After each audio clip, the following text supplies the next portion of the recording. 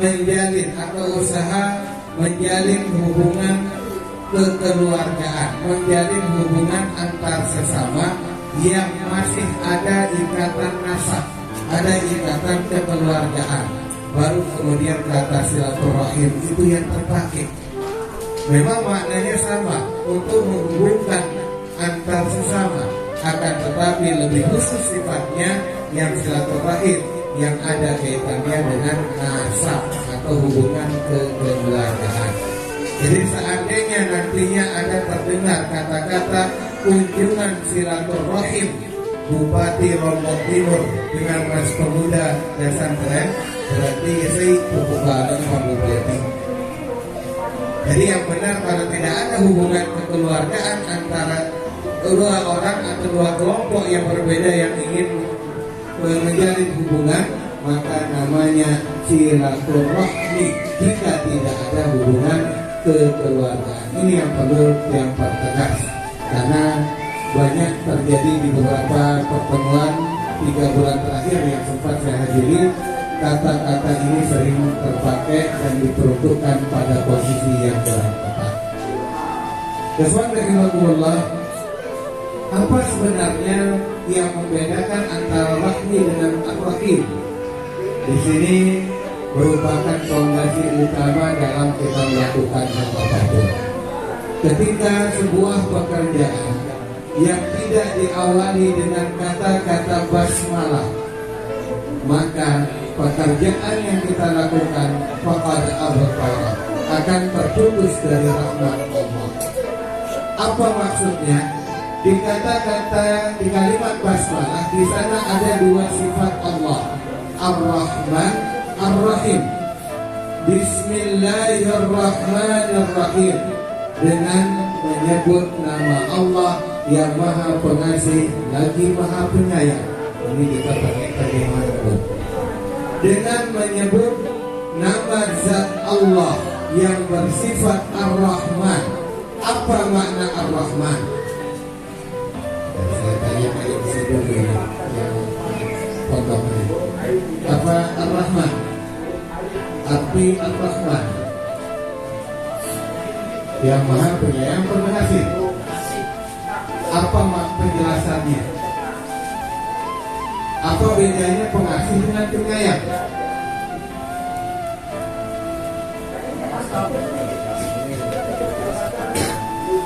Ar-Rahman, Ar-Rahim. Ar-Rahman artinya yang Maha Pengasih, Ar-Rahim yang Maha Penyayang. Apa bedanya pengasih dan penyayang?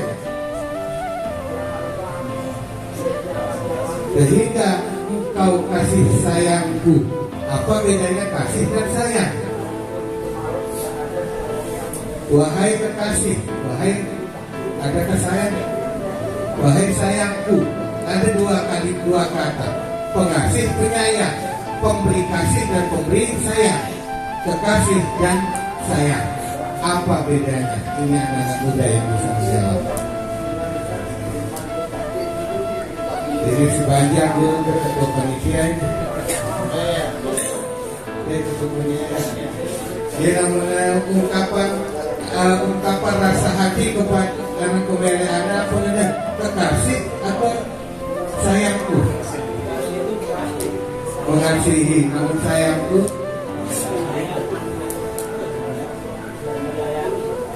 Kata-kata kasih itu teruntuk satu orang atau untuk banyak orang? Kalau sayang, para ulama yang dalam manhaj Ahlus Sunnah wal Jamaah menjelaskan makna kata Ar-Rahman, artinya adalah Allah zat yang maha memberikan nikmat-nikmat yang besar. Sedangkan Ar-Rahim artinya zat Allah yang bersifat yang memberikan nikmat-nikmat yang kecil. Nikmat yang kecil maksudnya nikmat yang spesial. Jadi hanya orang tersayanglah yang dikasihi. Tidak semua kekasih yang disayangi, tapi pasti orang yang disayangi pasti akan dikasihi. Orang yang dikasihi nikmat yang besar, artinya semua hal diberikan kepada semua orang, terserah orang itu taat beribadah kepada Allah. Lepeju kira ingkar itu Allah tetap akan diberikan karunia oleh Allah. Tapi yang mendapatkan karunia spesial, yang sifatnya yang tinggi, yang sangat dihargai oleh Allah, yang dijadikan spesial di dalam zatnya Allah, dalam dirinya Allah, hanyalah orang-orang yang disayangi. Inilah masuk kategori Ar-Rahim.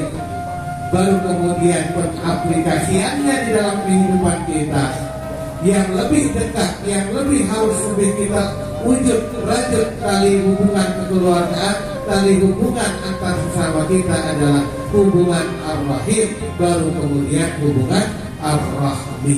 Ar-Rahmi dan Ar-Rahim dua-duanya harus berjalan. Akan tetapi jangan Ar-Rahminya saja, Ar-Rahimnya kita tinggalkan. Silaturahmi berjalan, silaturahim juga harus lebih dipererat kembali.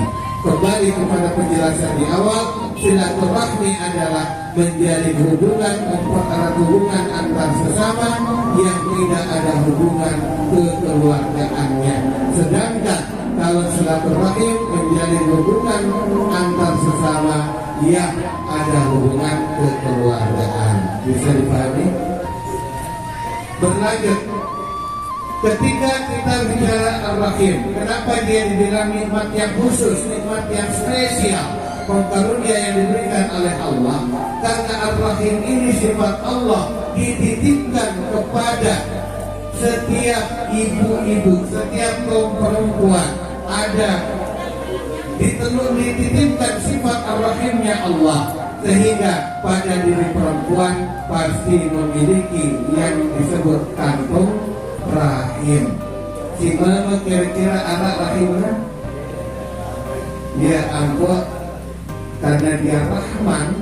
Darah si mama ini dia sifat yang ada pada diri Rahman, dan ini dari Ar-Rahim. Ya, apa Ar-Rahim itu cukup lakinya cuma satu suami, hanya satu, kedua-duanya lebih, karena dia cintanya bersifat spesial. Berbeda kalau laki-laki. Ar-Rahman itu sifat yang ada pada dirinya, sehingga dia bisa membagi cinta, bahkan bisa bercinta segi empat dengan indah. Dan ini terlihat wajah-wajah pemuda-pemuda pesantren banyak yang kayaknya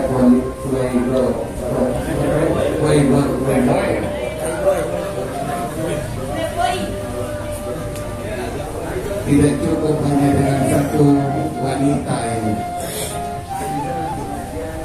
Saudara-saudaraku, di dalam sifat diri perempuan ada sifat Ar-Rahim, sehingga disebutkan untuk rahim.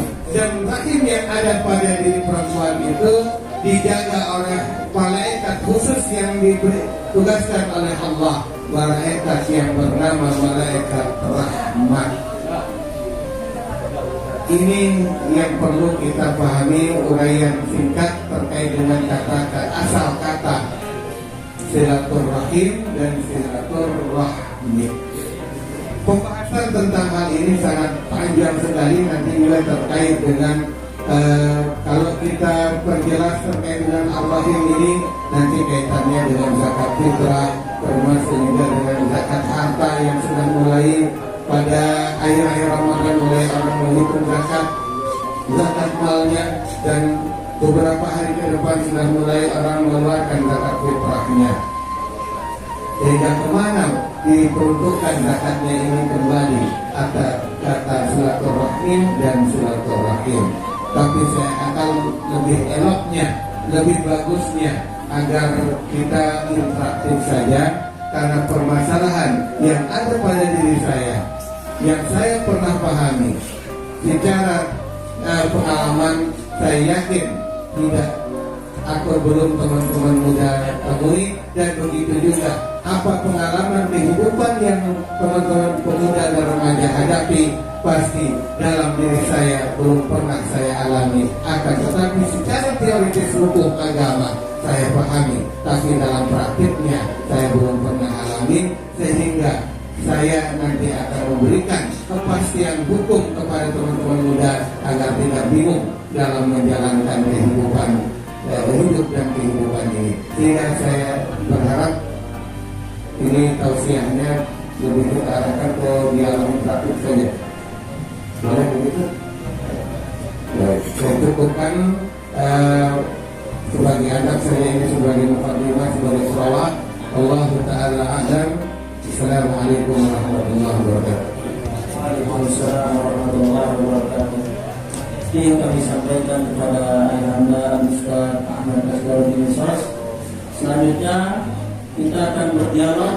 Mungkin ada yang ingin bertanya kepada Al-Mukarram mengenai permasalahan di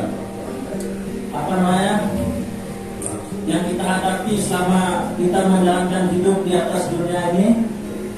Yang ingin bertanya tentang apa saja, dari teman-teman pemuda, mungkin dari para orang tua, mungkin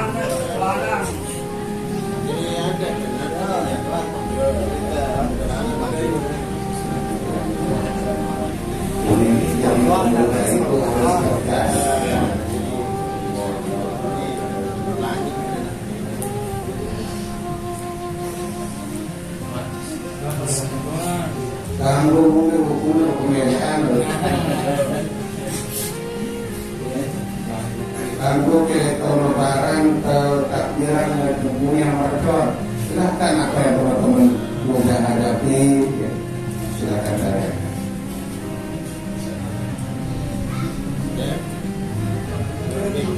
Amal belum pemuda ini ya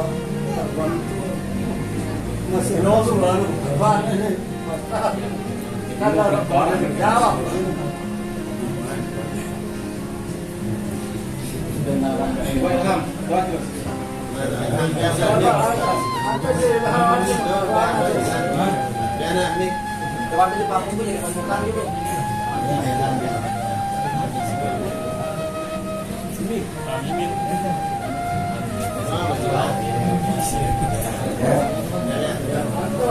Tidak ada yang kita lakukan.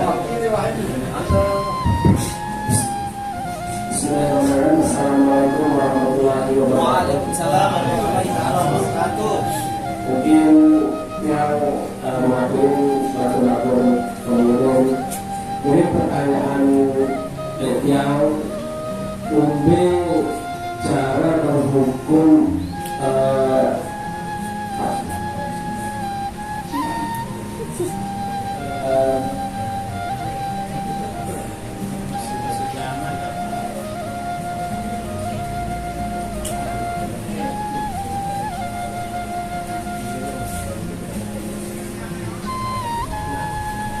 cara dan hukum ta'aruf itu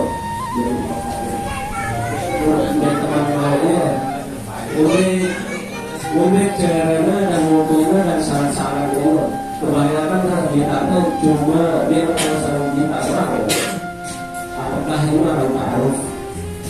Cukup sekian. Assalamualaikum warahmatullahi wabarakatuh. Terima kasih. Biar itu bilang saja juga. Ta'aruf ini bahasa Arab. Bahasa Indonesianya PDKT. Bahasa apa namanya istilah hakim PDKT dan terbaru lagi. Kemudian bahasa mamanya apa? Pemeliharaan. Nah sekarang kira-kira dari istilah persamaan perbedaan pensebutan tapi pada intinya adalah maknanya sama. Ta'aruf artinya proses untuk saling kenal mengenal, ta'arufan. Sedangkan PDKT artinya pendekatan, singkatan dari pendekatan itu PDKT. Kemudian istilah mamanya berkemedean. Semuanya ini adalah usaha untuk saling kenal mengenal antar dua insan yang akan memiliki kesamaan niat untuk berlanjut hubungan rumah tangga, menjalankan syariat Islam sunnah Rasulullah SAW. Apakah berkemedean haram? Ta'arufan dikabul. Kalau kita fokus hanya kepada istilah, kalau beda istilahnya walaupun perbuatannya sama, itu disebut itulah ya sesuatu yang haram. Harus secara istilahnya saja juga semuanya harus sama, dari Arab sampai Mamun harus sama, maka itu adalah pemahaman yang keliru. Boleh memakai bahasa adat asalkan tujuannya sama. Ta'arufan itu istilah bahasa di Arab sana, yang tidak kepakai istilah itu di sini karena di sini bahasanya bukan bahasa Arab. Kita di Maban bahasa kita ya bahasa Maban, yang pastinya sesuai apa yang dimaksud dengan istilah ta'arufan ala Islam, maka itulah juga yang dipakai di Maban dengan istilah sebutan saja yang berbeda. Sehingga boleh-boleh saja berkemedean, pacaran boleh. Yang tidak boleh itu adalah yang melakukan hal-hal yang melanggar aturan dalam pacaran. Di pacaran itu juga punya tata tertib. Kenapa sehingga banyak sekarang para dai kita mengeluarkan statement pacaran haram, berkemedean haram? Iya, karena memang sudah sekarang dunia berpacaran tidak mengenal kode etik. Pacarannya sudah kebablasan. Pacaran model sekarang, pacaran sambil melakukan KNPI. Ada KNPI di sini? Ya kalau hanya K-nya itu banyak saya kira. KNPI banyak yang dilakukan ketika proses pacaran, sehingga wajar diharamkan. Apa itu K? K itu kissing. Benar di sebelahnya. Iya, K kissing, M tulisan nanti ada sendiri yang baca NECKING.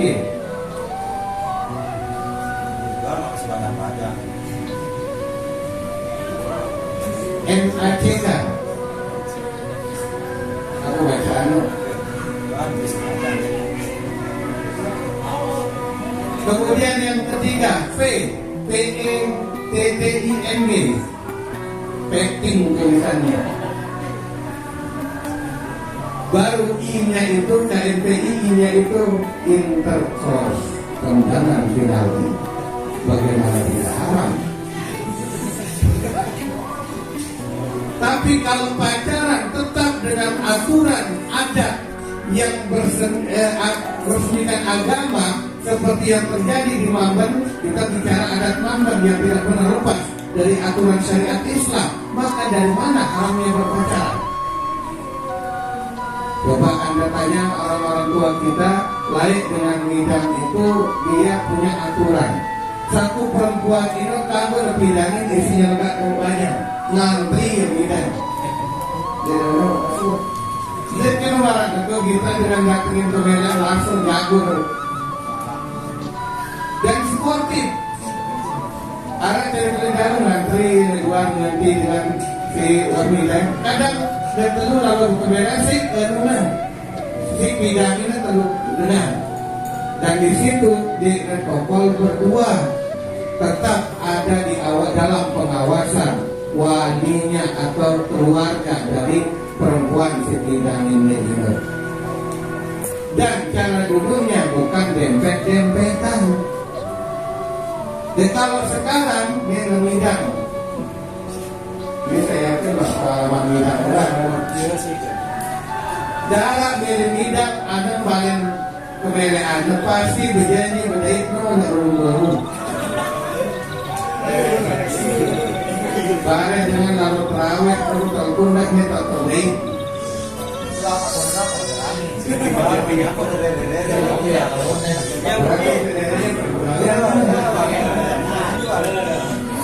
Itulah yang menyebabkan haramnya pacaran, haramnya berkemelean karena sudah keluar dari kode etik berpacaran.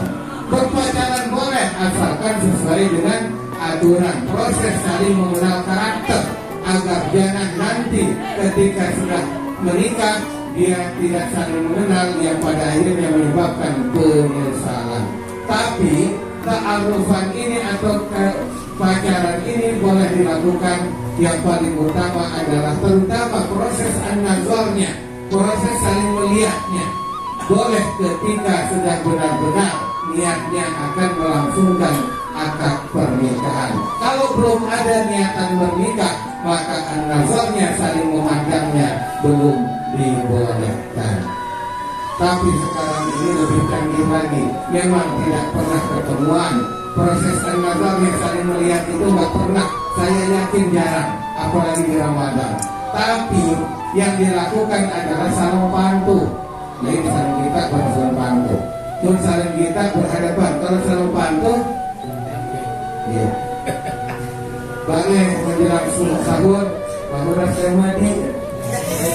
Tadi lihat aja, bukan jilbabnya atau masih suruhan buka. Padahal dia belum ada hubungan yang sah. Biasanya nanti dia berdalil. Dalilnya ini kan hukumnya hanya video. Kita tidak satu majelis. Alhamdulillah. Inilah hal-hal yang menyebabkan haramnya kita memiliki handphone yang memiliki aplikasi WhatsApp yang bisa komunikasi saling melihat itu. Kalau dipergunakan untuk kepentingan melanggar aturan Allah, maka hukumnya haram. Tapi kalau dilakukan dalam rangka untuk hal-hal yang positif, apalagi lebih menjalin hubungan silaturahmi di antara kita, maka wajib untuk yang memiliki fasilitas apapun itu. Allah Ta'ala a'lam. Terima kasih kami sampaikan kepada Anda atas penjelasannya mengenai pertanyaan dari saudara kami ya. Pertanyaan kedua Pak, semuanya berkenan. Rizky.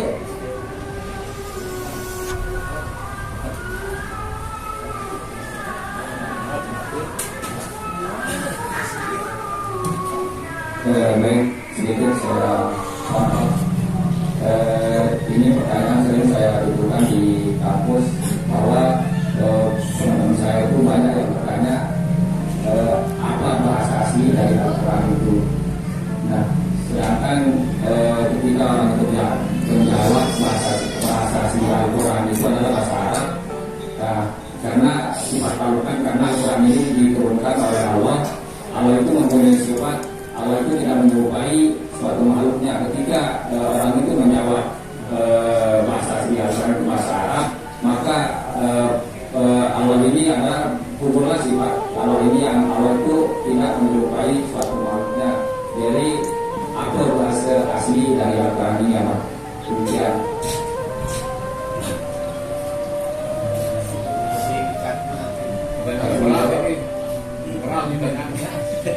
Terima kasih. Ini bukan pertanyaan berat. Liberal bukan. Ini pertanyaan orang-orang yang memang mau belajar. Jadi jangan terlalu cepat untuk menghukumi orang berbuat pertanyaan liberal ini dan lain sebagainya. Yang pastinya adalah ketika kita dalam proses belajar, kita akan menemukan banyak hal yang harus banyak baca, banyak lihat, dengar, dan bertanya. Asal jangan nggak harus banyak melakukan diskusi-diskusi. Kalau terkait dengan pertanyaan tadi, Al-Qurannya itu bahasanya bahasa aslinya apa? Kalau dia bahasa Arab, lah berarti Allah itu bahasanya bahasa Arab sama dengan makhluk dong. Sekarang sebelum saya jawab dengan Al-Quran sendiri, saya bertanya. Saya jawab dengan pertanyaan. Al-Quran ini merupakan pedoman hidup yang diberikan oleh Allah kepada umat manusia.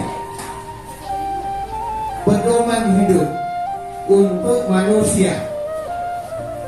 bukan untuk patuh. Bahasa yang dipakai oleh manusia adalah bahasa apa?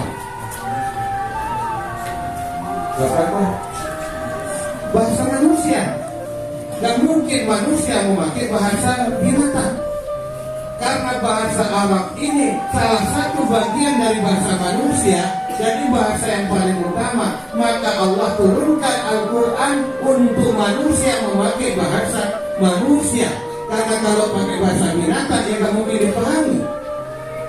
Karena ini buku petunjuk untuk manusia itu sendiri. Jadi bukan Allah yang, ini bukan bahasanya Allah, bukan. Ini bahasa Al-Quran yang memang peruntukan Al-Quran ini diberikan kepada manusia. Kemudian yang manakah yang disebut dengan Al-Quran? Al-Quran yang diturunkan oleh Allah tidak bersifat seperti yang kita lihat ini. Dia terkumpul dalam sebuah buku, satu jilid, kemudian terdiri dari huruf-huruf yang ada barisnya, ada tanda-tanda wakaf dan lain sebagainya. Bukan itu Al-Quran. Al-Quran itu adalah dia itu nurun. Dia bersifat cahaya yang ketika diturunkan Rasulullah SAW sendiri memahaminya, memberikan pemahaman langsung, bisa dengan bentuk suara gemericik lonceng dan lain sebagainya. Banyak model Al-Quran diturunkan. Yang pastinya adalah yang kita pegang, yang ada di depan kita itu bukan Al-Quran. Itu adalah Mushaf Al-Quran. Mushaf Al-Quran ini yang dibukukan atau dikumpulkan seperti yang kita temukan hari ini pada zaman kekhalifahan Abu Bakar As-Siddiq pertama kali, di atas ide atau usul dari Sayyidina Umar bin Khattab yang kemudian dimusyawarahkan oleh para sahabat yang pada akhirnya disetujui, lalu kemudian dibuatlah pembukuan Al-Quran tahap pertama. Baru tahap keduanya dan diperbanyak pada zaman Khalifah Utsman bin Affan. Jadi itu jawabannya, bukan bahasa Arab, bukan bahasa Allah, dari bahasa Al-Quran atau bahasa manusia. Boleh tambah lagi pertanyaannya kalau bersama lebih kompleks. Terima kasih disampaikan kepada Anda Abu Farah Ustaz Ahmad Al-Darbi atas penjelasannya. Mungkin kita masih punya waktu tinggal 30 menit. Buku yang terakhir mungkin nasihat kepada kita bajang-bajang itu siapa ada santren itu, apa peran penting pemuda di kehidupan masyarakat itu. Mungkin itu nasihat kita bajang-bajang itu khususnya siapa ada santren itu. Terima kasih rekan-rekan muda dan adik-adik remaja yang sangat saya banggakan. Pemuda adalah generasi penerus bangsa. Rusaknya sebuah bangsa ketika generasi bangsa ini tidak mempersiapkan diri untuk nantinya mengambil estafet kepemimpinan di dalam kehidupan ini. Kesempatan menjadi pemuda akan pernah terulang lagi, sehingga perlu kita mempersiapkan diri ketika kita saat ini usia muda. Kita benar-benar siapkan diri kita agar nantinya ketika kita sudah tidak muda lagi, kita tinggal menikmati hasil pemuda yang kita alami saat ini. Silahkan nikmati masa mudamu, puaskan dirimu di masa mudamu. Akan tetapi ingatlah, ada orang tua yang menantimu untuk menunggu baktimu, yang ingin dibahagiakan olehmu. Ada orang tuamu yang menantimu untuk selalu ingin dihormati, dihargai, dan dibanggakan, yang ingin membanggakan dirimu dengan karya-karyamu.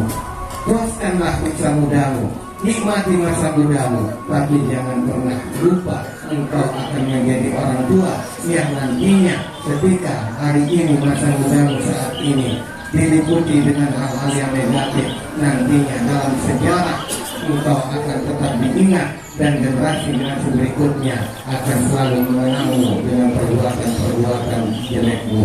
Maka kalau engkau ingin dibanggakan oleh anak-anak adik-adik yang nantinya meneruskan kehidupan mudamu, isilah masa muda kita saat ini dengan karya-karya yang positif, bukan dengan banyak melakukan aksi-aksi yang tidak punya arti.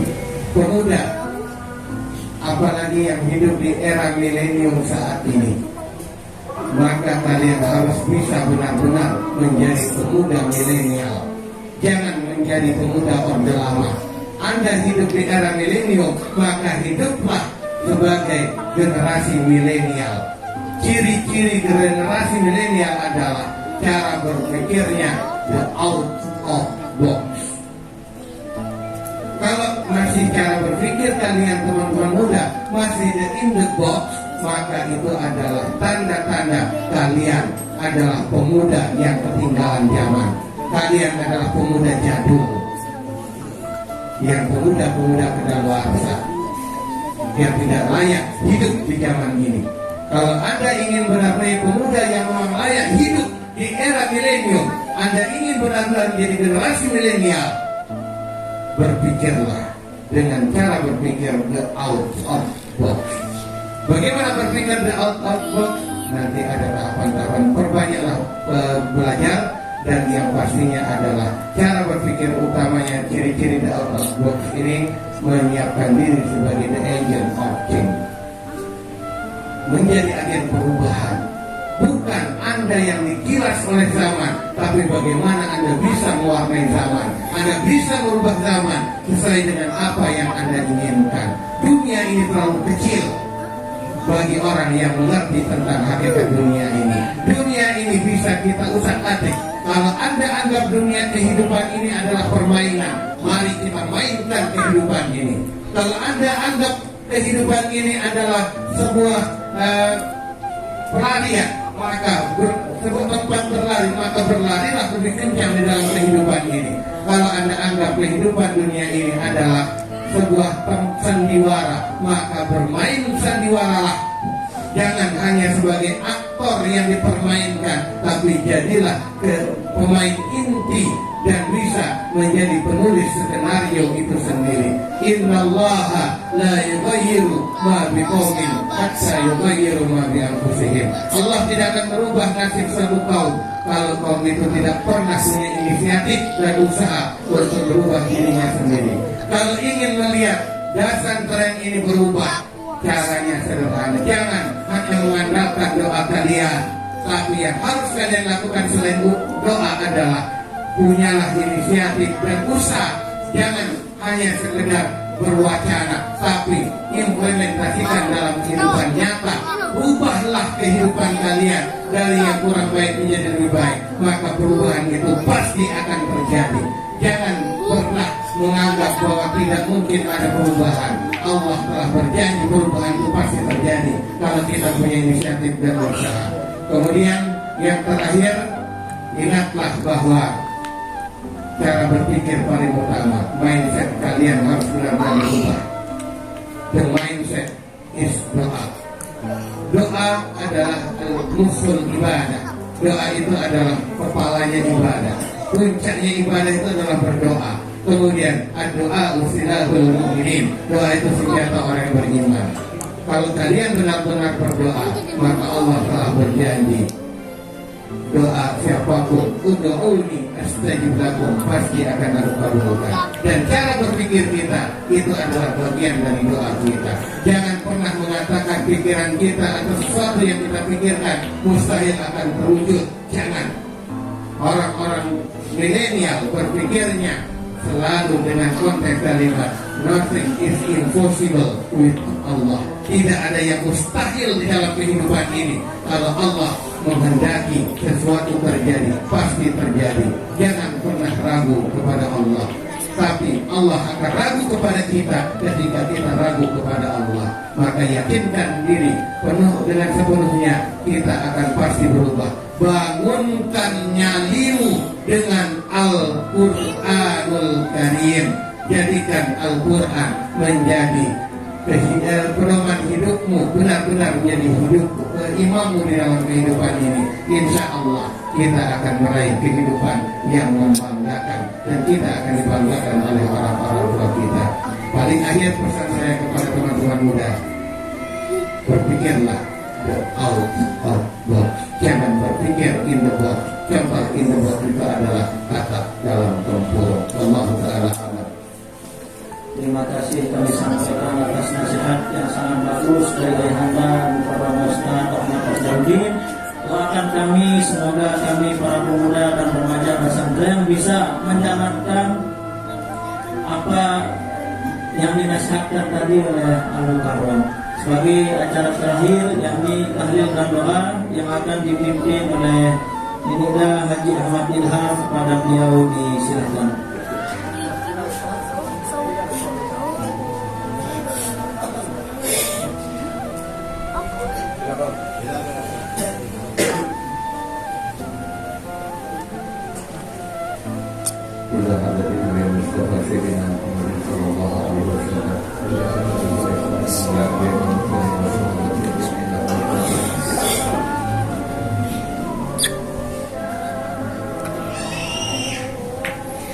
ولجميع ساداتنا الصوفية أينما كانوا من مشارق الأرض إلى مغاربها أن الله يعطي درجاتهم في الجنة وينفعنا ببركاتهم وأسرارهم وأسرارهم وعلومهم في الدين والدنيا والآخرة. الفاتحة.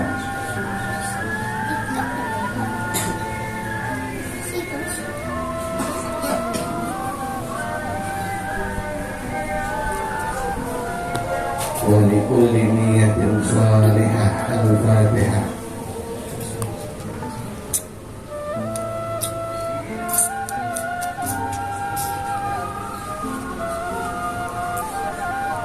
بسم الله الرحمن الرحيم. قل الله أحد الله الصمد لم يلد ولم يولد ولم يكن له كفوا أحد.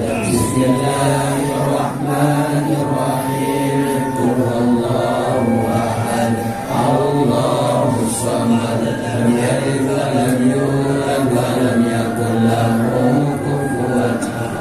بسم الله الرحمن الرحيم. قل الله أحد الله الصمد لم يلد ولم يولد ولم يكن له كفوا أحد. لا إله إلا الله. الله أكبر. بسم الله الرحمن الرحيم. قل أعوذ برب الفلق من شر ما خلق ومن شر غاسق إذا وقب ومن شر النفاثات في العقد ومن شر حاسد إذا حسد. لا إله إلا الله. الله أكبر. بسم الله الرحمن الرحيم. قل أعوذ برب الناس مالك الناس إله الناس من شر الوسواس الخناس الذي يوسوس في صدور الناس من الجنة والناس. لا إله إلا الله. الله أكبر. بسم الله الرحمن الرحيم. الحمد لله رب العالمين الرحمن الرحيم مالك يوم الدين. إياك نعبد وإياك نستعين. اهدنا الصراط المستقيم صراط الذين